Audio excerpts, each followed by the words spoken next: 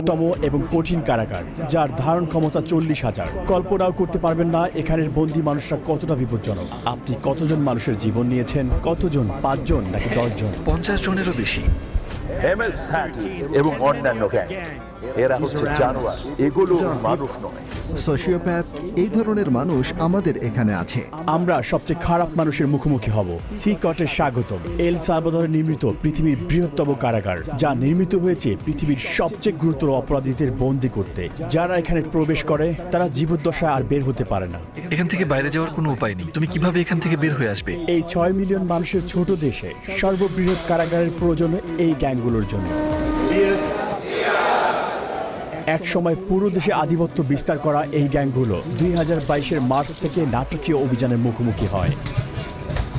President নাইব বুকেলের প্রশাসনের অধীনে মাত্র 16 মাসে 70,000-এরও বেশি মানুষকে গ্রেপ্তার করা হয়, যা দেশের প্রাপ্তবয়স্ক জনসংখ্যার প্রায় 2%। শিকড়ে বাঁধা হাজার হাজার গ্যাং সদস্যকে রাতের আধারে কড়া নিরাপত্তার বলয়ে বাসে করে সিকটে নেওয়া হলো।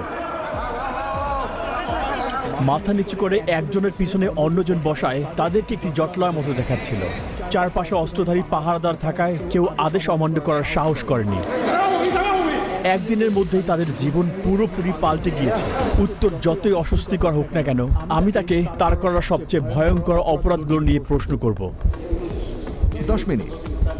2022 সালে নির্মিত এই বিশাল কারাগারটি 8টি পৃথক মজুল নিয়ে গঠিত, যা 410 একর জমির উপর অবস্থিত। প্রতি জোড়া মজুল 2টি পৃথক 3 মিটার উচ্চ দেয়াল দ্বারা ঘেরা, যার মধ্যে রেজার ওয়ার দেয়া রয়েছে। 9 মিটার উঁচু বিশাল দেয়াল দিয়ে পুরো জায়গাটি ঘেরা, যার উপরে রয়েছে 3 মিটার উঁচু বৈদ্যুতিক তার, যেখানে 15,000 ভোল্ট বিদ্যুৎ বইছে। চারপাশের 19টি ওয়াচ টাওয়ারের মাধ্যমে কোনো কিছু নজর এড়ায় না। এই সম্পূর্ণ ব্যবস্থা শুধু পালানোর রাস্তাকেই বন্ধ করে না, বরং পালানোর চিন্তাকেও মুছে দেয়। হ্যালো, আমাদের প্রেসিডেন্সি থেকে অনুমতি আছে। সৈন্যরা আমাদের থামিয়েছে। আশা করি এটাই আমাদের সর্বশেষ চেকপোস্ট। জ্যামারগুলো সিকটের 2 কিলোমিটার এলাকার সমস্ত সিগন্যালগুলো বন্ধ করে দিয়ে সমস্ত যোগাযোগ বিচ্ছিন্ন করেছে। এই এলাকাটি নিরাপত্তা দিতে 600-এরও বেশি সৈনিক এখানে কাজ করছে। আমরা ভিতরে প্রবেশ করার আগে সমস্ত জিনিসপত্র এখানে রেখে যাব। কেবল ক্যামেরা এবং মাইক্রোফোন নিয়ে ভিতরে প্রবেশ করব। আস্তে আস্তে এগিয়ে যান, ক্যামেরার দিকে তাকান। Body scanner. আমি বিয়ের আংটি রাখতে ভুলে গিয়েছি। আচ্ছা, সেটা ওখানে রাখতে হবে। এই উচ্চ ক্ষমতা সম্পন্ন এক্স-রে স্ক্যানারটিতে হাড় এমনকি শরীরের অঙ্গ প্রত্যঙ্গ দেখা যায়। এটি মূলত নতুন বন্দীদের স্ক্যান করতে ব্যবহার করা হয়, এটা নিশ্চিত করতে যে কেউ নিষিদ্ধ কোনো বস্তু বহন করেছে কিনা।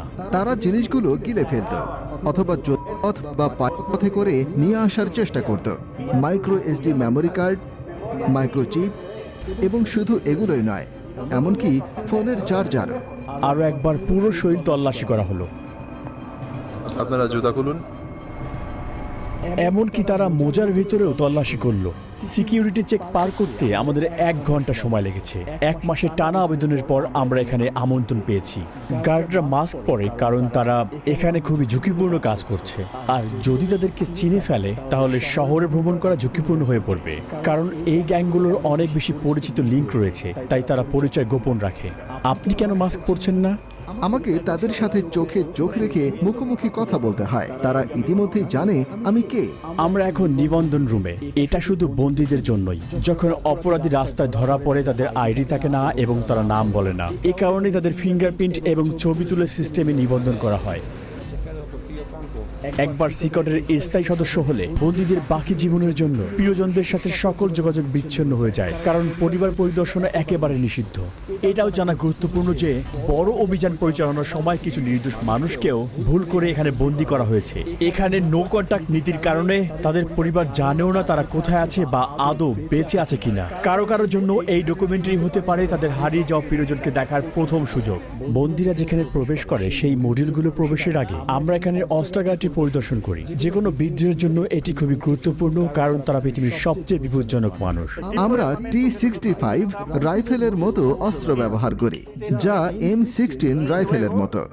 আমাদের কাছে আরো একটি অস্ত্র আছে, যা হলো 12 গেজ শটগান। একটি সিগ শাওয়ার রাইফেল সংকীর্ণ স্থানে আমাদের চলাফেরা সহজ করে।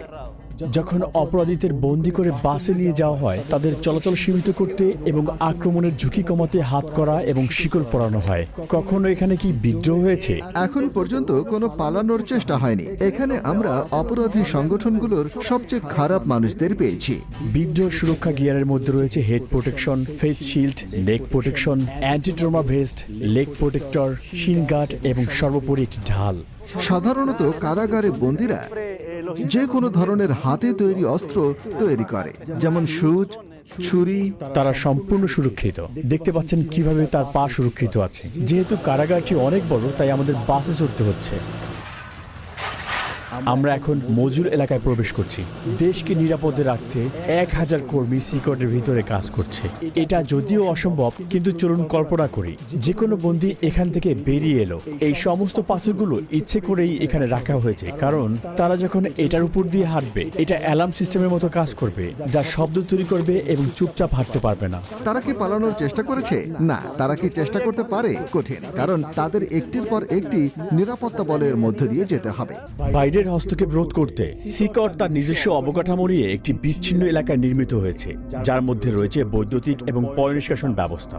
দুর্ঘটনাবশত বিদ্যুৎ এবং পানি সরবরাহ বন্ধ হলে সিস্টার্ন এবং পাওয়ার প্ল্যান্টগুলো 1 সপ্তাহ পর্যন্ত কার্যক্রম চালু রাখতে সক্ষম। আমি খুবই উচ্ছ্বাসিত। আপনারা দেখবেন আমি মুখোমুখি হব বিশ্বের সবচেয়ে বিপজ্জনক অপরাধীর সাথে। এটা খুবই ঝুঁকিপূর্ণ। আমরা একটি মজুলে এখন প্রবেশ করব। আপনারা পাশাপাশি তৃতীয় এবং চতুর্থ মজুল দুটি দেখতে পাচ্ছেন। অপরাধীরা এখানে প্রবেশ করলে এই দরজা দিয়ে আর কখনোই বের হতে পারে না। আর কয়েক পা আগালেই আমরা 2500-রও বেশি অপরাধী দেখতে পাব। এ যেন এক নিয়ন্ত্রিত বিশৃঙ্খলার মধ্যে পা রাখা।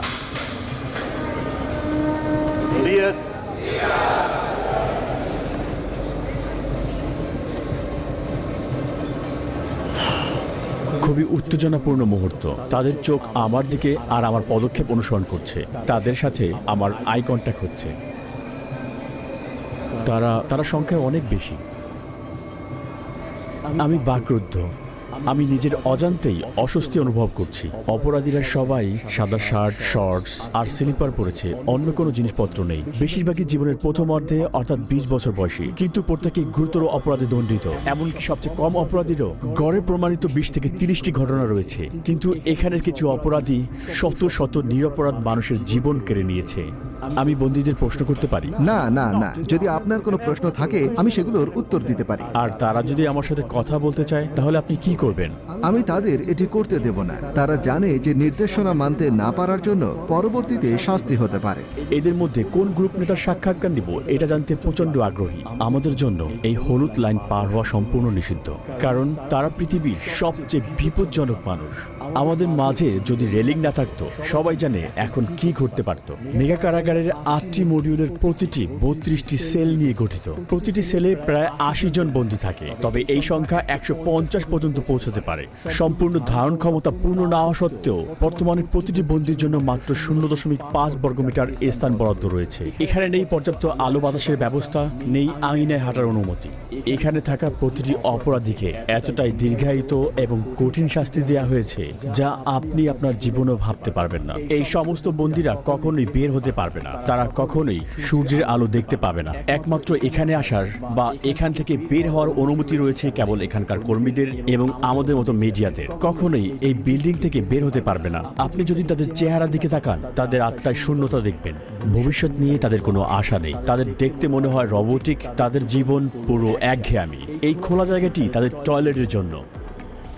তাদের মাত্র 2টি টয়লেট রয়েছে 80 জন বন্দীর জন্য। এটা আসলে খুবই লজ্জাজনক। এর মাধ্যমে এই পুরো বন্দীদের আত্মবিশ্বাস আসলে ভেঙে যায়। এই একই জায়গায় যেখানে তারা টয়লেট করে, সেই একই জায়গায় তারা গোসলও করে। নিজেদের পরিষ্কার করতে তারা প্লাস্টিকের ডিপার এবং একটি শেয়ার করা বেসিন ব্যবহার করে। এখানে কোনো পানির প্রবাহ নেই। এই বন্দীরা পানি পান করার জন্য একটি নীল ব্যারেলের উপর নির্ভর করে। তারা সবাই এখানে ঘুমায় এই ধাতব ব্যাংকে। কোনো বালিশ কিংবা কোনো গদি নেই এখানে। প্রতিটা বন্দী শুধুমাত্র প্রয়োজনীয় জিনিস পায়: একটি সাদা চাদর, একটি ইউনিফর্ম, মোজা, স্লিপার এবং একটি তোয়ালে। তারা আর কিছুই পায় না। বন্দীরা এখানে সারাদিন 4 স্তরের বেডে কাটায়। তারা এখানে গোডাউনে রাখা জিনিসপত্র মতোই খুব জড়ো হয়ে থাকে। স্বাস্থ্য এবং শৃঙ্খলা রক্ষার অংশ হিসেবে বন্দীরা 2 সপ্তাহ পর পর শেভ করে। এছাড়া এছাড়াও লম্বা চুল বা দাড়িতে তারা ধারালো বস্তু লুকিয়ে রাখতে পারে। একবার দেখা যাক, শার্ট খুলে এখানে লাইন ধরে দাঁড়ান। এখন তারা সবাই শার্ট খুলছে। এই বন্দীরা একসময় MS-13 এবং ব্যারিও 18 গ্যাংয়ের সদস্য ছিল, যারা এল সালভাদোরের পাড়া এবং মহল্লা নিয়ন্ত্রণ করত। এছাড়াও এই গ্যাংগুলো স্থানীয়দের কাছ থেকে টাকা ছিনতাই করত এবং ভোগান্তি দিত। তাহলে এখানে ব্যারিও 18 এবং MS-13 গ্যাংয়ের সদস্যরা একসঙ্গেই রয়েছে। হ্যাঁ, ঠিক এমনই। পুরো মডিউল একই রকম। তারা সবাই এমনভাবেই জীবনযাপন করে। বাইরে একে অন্যের এলাকায় প্রবেশ মানে মৃত্যুর কারণ, কিন্তু এখানে তারা শেষ নিঃশ্বাস পর্যন্ত একে অপরের পাশেই থাকবে। এখানে তারা কিভাবে আছে একে অন্যকে আক্রমণ না করে? এখানে তাদের একসাথে থাকতে শিখতে হয়। এখানে তারা কারাগারে আছে, রাস্তায় নয়। অধিকাংশ বন্দী পুরো শরীর জুড়ে ট্যাটু থাকে, এমনকি তাদের মুখেও, যা তাদের অনুগত্যের পরিমাণ প্রকাশ করে। MS-13 গ্যাংদের ট্যাটুতে সাধারণত অক্ষর দিয়ে লেখা অথবা 13 লেখা থাকে। অন্য গ্যাংয়ের সদস্যরা 18 বা 666 এরকম চিহ্ন ব্যবহার করে, যার যোগফল 18 এবং যা শয়তানের প্রতীক হিসেবে ধরা হয়। অথবা তারা রোমান সংখ্যাও ব্যবহার করে। কারো মুখে গ্যাংয়ের ট্যাটু থাকলে তা স্পষ্ট নির্দেশ করে যে সে সংগঠনের সবচেয়ে নির্দয় এবং নেতৃস্থানীয় সদস্য। এমন একজন মানুষের সঙ্গে রাস্তায় দেখা হওয়া মানে সাক্ষাৎ মৃত্যুর চোখে চোখ রাখার সমান। মাকড়সা জালের ট্যাটুর অর্থ হচ্ছে আইন ব্যবস্থার জালে আটকে পড়া আর দীর্ঘ কারাদণ্ড ভোগ করা। ডেভিল হর্নস ট্যাটু একটি অন্ধকারের প্রতীক, যা নির্দেশ করে যে এই ব্যক্তিরা হচ্ছে শয়তানের পূজারী। কিছু লোক দাবি করে তারা শয়তানের আদেশে এই কাজগুলো করেছে। একটি টিয়ারড্রপ ট্যাটু নির্দেশ করে যে সেই ব্যক্তি কোনো মানুষের জীবন নাশ করেছে। চোখের ফোঁটার সংখ্যা বোঝায় কতগুলো জীবন তারা কেড়ে নিয়েছে। যদি 3টি টিয়ারড্রপ থাকে, এর মানে এই ট্যাটুর মালিক এতগুলো জীবন কেড়ে নিয়েছে যার হিসেব নেই। লাভ নাও ক্রাই লেটার, এই মাস্ক বা ক্লাউন ট্যাটুগুলোর একটা স্পষ্ট বার্তা হচ্ছে কঠিন সময়ে তুমি শক্ত থাকো আর পরিণতি পরে ভুগবে। এখানে সমস্ত মানুষ কি সত্যি খারাপ? এরা একদম অন্য লেভেলের হাই প্রোফাইল ক্রিমিনাল, যারা কখনো তাদের মনোভাব পরিবর্তন করবে না। উপরে তাকালে দেখবেন সেখানে ক্যাটওয়ে এরিয়া রয়েছে। নিরাপত্তা কর্মীরা উঁচু জায়গা থেকে নিয়মিত বন্দীদের উপর নজর রাখছে। এখানে সন্দেহজনক কিছু ঘটলে তারা তৎক্ষণাৎ হস্তক্ষেপ করবে। চারপাশের প্রতিটি কোণায় থাকা ক্যামেরার মাধ্যমে তারা 24 ঘন্টা এই এলাকায় নজরদারি রাখে, যাতে কোনো কিছু নজর না এড়ায়। নজরদারির জন্য মডিউলগুলো দিন রাত ব্যাপী আলোকিত রাখা হয়। সূর্যাস্তের পরেও আলো জ্বলতে থাকে। তারা সবসময় নজরদারির মধ্যে থাকে। আমার মনে হয় এটি অন্যতম কঠিন একটি ব্যাপার। আর তারা যখন ঘুমাতে যায় তখন তাওয়াল ব্যবহার করে চোখ ঢাকতে, যাতে চোখে আলো না পড়ে। এখানে তারা বন্দীদেরকে বাইবেল থেকে কিছু গুরুত্বপূর্ণ পাঠ শেখাচ্ছে। এখানে তাদের শারীরিক ব্যায়াম হচ্ছে আর ওখানে তাদের ট্রেনার। বন্দীদের সেল থেকে বাইরে যাওয়ার এটাই তাদের একমাত্র সময়। অস্ত্রধারী পাহারাদারদের নজরদারিতে এই কার্যক্রমগুলো প্রতি সপ্তাহে মোট 1 ঘন্টা চলে। এক সময় তারা রাস্তা নিয়ন্ত্রণ করত, কিন্তু এখন তারা ইচ্ছে মতো এক পাও চলতে পারে না। এটা একটা রোটেটিং শিডিউল, জায়গা কম, তাই সবাই একসাথে একই দিনে বাইরে যেতে পারে না। বন্দীরা যখন এইসব অ্যাক্টিভিটিতে সেলের বাইরে থাকে, তখন কি কোনো বিশৃঙ্খল ঘটনা ঘটেছে? এমন কিছুই হয়নি। যখন আমরা সেলের ভিতরে ক্যামেরা ফোকাস করি, প্রায় দেখি একজন বন্দী আস্তে আস্তে কথা বলছে। সেলের ভিতর থেকেও গ্যাং সদস্যরা বাইরে তথ্য পাঠানোর চেষ্টা করে, আর তাই আমরা তার মুখের ভঙ্গি সেন্সর করে বার্তা ব্লক করে দিয়েছি। কড়া ব্যবস্থা নেওয়ার পরও গ্যাংগুলো এখনো বাইরে শক্তিশালী। গুজব আছে তারা নিরীহ মানুষের উপর প্রতিশোধ নেওয়ার পরিকল্পনা করছে, কিন্তু তার পাল্টা হিসেবে কর্তৃপক্ষ তাদের বন্দী সদস্যের উপর আরো কঠিন পদক্ষেপ নেওয়ার হুমকি দিয়েছে। যদি ওরা এমন কিছু করে তাহলে কারাগারে একবেলা খাবারও পাবে না। সৃষ্টিকর্তার কসম, তাদের খাওয়ানোর জন্য একটি চালের দানাও থাকবে না। আর দেখি কিভাবে তারা কতদিন টেকে। এখানে তাদের 3 বেলা খাবার দেওয়া হয়, ব্রেকফাস্ট, লাঞ্চ আর ডিনার। ব্রেকফাস্টে সাধারণত মটরশুঁটি আর ভাত থাকে, আর ডিনারও প্রায় একই রকম। দুপুরে সাদা ভাত আর পাস্তা দেওয়া হয়। একমাত্র যা পরিবর্তন হয় সেটা হলো পানীয়। চিকেন বা মাংসের মতো কোনো পুষ্টিকর খাবার তালিকায় নেই। এটা দুপুরের খাবার। আজ ভাত, পাস্তা আর 2টা টর্টিলা দেওয়া হয়েছে। খাবারের মেনু কি পরিবর্তন করা হয়? না, প্রতিদিন একই। হ্যাঁ, সবসময় একই থাকে। ফ্রেশমেন্ট। এটা মিষ্টি পানীয়। আমি নিজেই এটা খেয়ে একটু স্বাদ নিয়ে দেখব। বন্দীদেরকে হাত দিয়ে এগুলো খেতে হয় এবং প্লেটগুলোকে ভালোভাবে পরিষ্কার করতে হয়। পর্যাপ্ত প্রোটিনের অভাবে অনেক অপরাধীরাই এখানে পুষ্টিহীনতায় ভুগছে। বন্দীর সাথে সাক্ষাৎকার নেওয়ার আগে আমি আপনাদেরকে একটি জায়গা দেখাতে চাই, যা অন্যতম কঠিন একটি জায়গা। আমরা এখন আছি আইসোলেশন সেলের এলাকায়। যখন বন্দীরা আইন ভাঙে, তাদেরকে এই আইসোলেশন সেলে পাঠানো হয়। আইন অনুযায়ী আমি তাদের 15 দিনের জন্য সেলে বন্ধ রাখতে পারি। সেলের দরজা সিল করা থাকে। এই গ্রিডের মাধ্যমে আমি তাদের দেখতে পারি এবং জানতেও পারি ভেতরে কে আছে। এখানে খাবার দেওয়া হয়, আর দরজা খুলে কোনো কার্যক্রমে নেওয়ার আগে এই জায়গাটাতেই তাদেরকে আমরা হাতকড়া পরাই। আইসোলেশন সেলে স্বাগত। যদি কোনো বন্দী অশোভন আচরণ করে তাহলে তাকে এখানে পাঠানো হয়। সে কখনোই জানবে না সময় সম্পর্কে বা কতদিন তাকে এখানে থাকতে হবে। কয়েকদিন বা কয়েক সপ্তাহ পর্যন্ত সে এই কংক্রিটের বিছানায় ঘুমাবে, আর সেই অপরাধী বিচ্ছিন্ন হয়ে পড়বে পুরো পৃথিবী থেকে। এটার ভিতরে তাদের পানি সরবরাহ করা হয়। এখানে একটি পানির বেসিন রয়েছে। তারা এখান থেকে পানি নেয় আর তারা ঠিক এখানে প্রস্রাব করে। পানি খাওয়ার বেসিন এবং টয়লেট পাশাপাশি অবস্থিত। এই টয়লেটটি দেখে মনে হচ্ছে এটি খুব সদ্যই ব্যবহার করা হয়েছে, আর তাই এটি এখনো নোংরা হয়ে আছে। এখানের একমাত্র আলোর উৎস হচ্ছে এই ছোট্ট ছিদ্র, যা দিয়ে খুবই সামান্য পরিমাণ সূর্যের আলো আসে, এবং এটি বাতাসেরও একমাত্র উৎস। আপনার মতে এই আইসোলেশন রুমের সবচেয়ে কঠিন বিষয় কোনটি? ভিতরে আপনি নিজের হাতও দেখতে পারবেন না, তাই যখন কাউকে আইসোলেট করা হয় তার জন্য কিছু একটা থাকা প্রয়োজন, একটা বই অথবা কিছু একটা, যাতে তার মন শান্ত থাকে। কিন্তু এখানে তাদের সেরকম কিছুই নেই। যতই কঠিন অপরাধী হোক না কেন, এই ধরনের আইসোলেশন তাদের মানসিকভাবে ভেঙে ফেলে। এটা এখানকার অপরাধীদের জন্য জরুরি, যারা একসময় সৃষ্টিকর্তার মতো নির্ধারণ করত কে বাঁচবে আর কে মরবে। তারা ক্ষমা চাইতে পারে, আর সৃষ্টিকর্তা তাদের ক্ষমা করুক। কিন্তু এখানে ভিকটিমদের প্রতি ন্যায় বিচার নিশ্চিত করা আবশ্যক, আর এটা তাদের সর্বনিম্ন প্রাপ্য। এখন আমরা সাইকো নামের একজন কয়েদির সাক্ষাৎ নিব। তার অপরাধের ইতিহাস 34 বছরেরও বেশি, আর গত 25 বছর ধরে সে একটা বড় সংগঠনের নেতৃত্ব পর্যায়ের সদস্য। 10 মিনিট। এমনকি এই বন্দির চারপাশে নিরাপত্তা দিতে 10 জন গার্ডও পর্যাপ্ত নয়। মাস্ক খুলুন।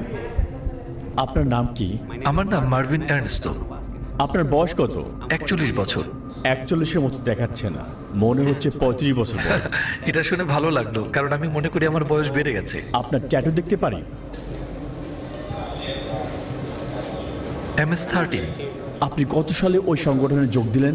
2004 সালে, কিন্তু আমার অপরাধের রেকর্ড 11 বছর বয়স থেকেই শুরু। আপনি কিভাবে প্রথম জড়িয়ে পড়লেন?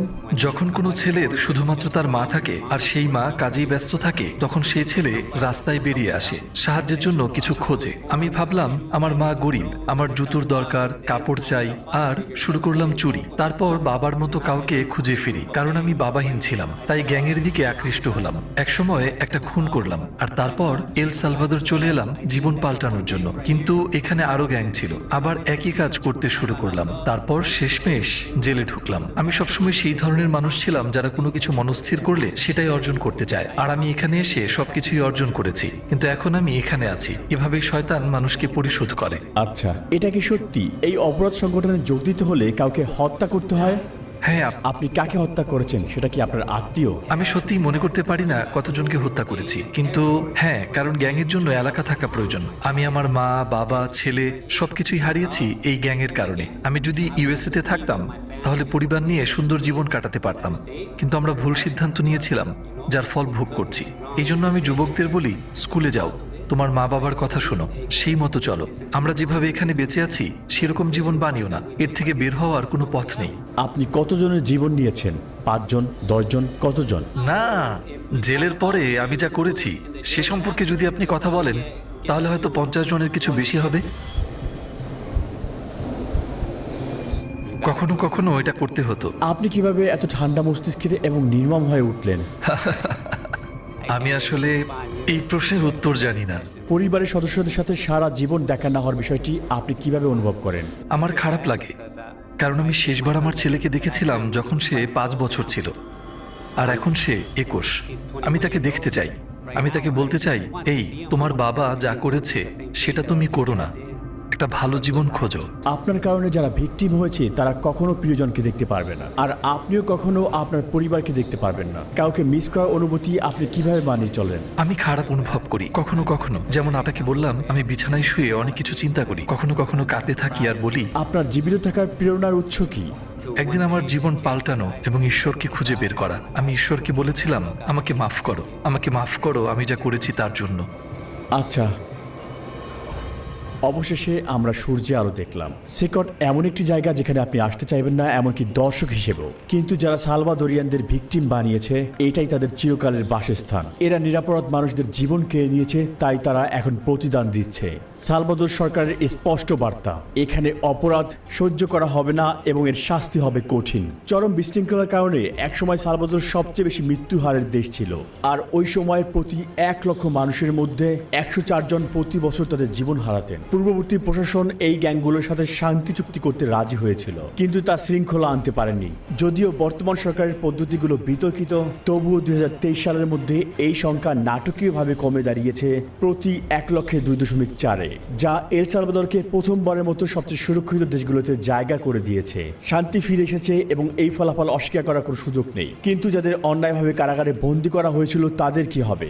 বিশৃঙ্খলা নিয়ন্ত্রণ করতে এটাই কি সঠিক ন্যায় বিচার? আর এটা কি স্থায়ী সমাধান নাকি অস্থায়ী সমাধান? এখন পর্যন্ত এই উত্তর স্পষ্ট নয় এবং সমস্ত পৃথিবী তাকিয়ে আছে। ডকুমেন্টারি দেখার জন্য ধন্যবাদ। সাবস্ক্রাইব করতে ভুলবেন না। দেখা হবে নতুন ভিডিওতে। সাথেই ছিলাম রুহি চ্যানেল।